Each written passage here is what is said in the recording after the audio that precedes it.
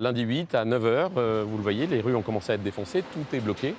Il n'en revient toujours pas, Loïc Rochouan.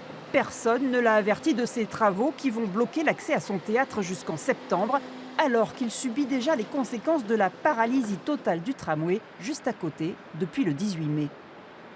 47% de chiffre d'affaires en moins en juin 2019 par rapport à juin 2018.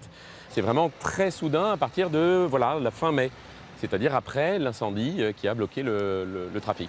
On a très peur et je ne sais pas si honnêtement on passera l'été. Il ne sait pas s'il va passer l'été, alors qu'il a repris le théâtre il y a 18 mois seulement. Bienvenue au Café Théâtre des Beaux-Arts! C'était en janvier 2018, dans une salle comble. Depuis, il a embauché 4 permanents et fait vivre des dizaines de comédiens et techniciens de la région, en fonctionnant sans aucune subvention. Attendez, restez là. Mais qu'est-ce qui se passe? Personne ne vous a vu? Ça se passe plutôt très bien pour l'instant, mais tout ça est très très fragile évidemment, hein, on le sait, il y a plein d'offres théâtrales à Bordeaux, il y a plein d'autres choses. Donc on n'a pas besoin de coups durs qui sont indépendants de notre volonté. Le risque c'est de fermer, tout simplement.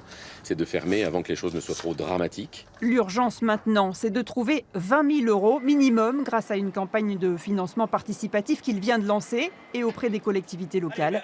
Ces prochaines semaines, il espère malgré tout attirer du monde grâce à une programmation spéciale été basée sur la comédie.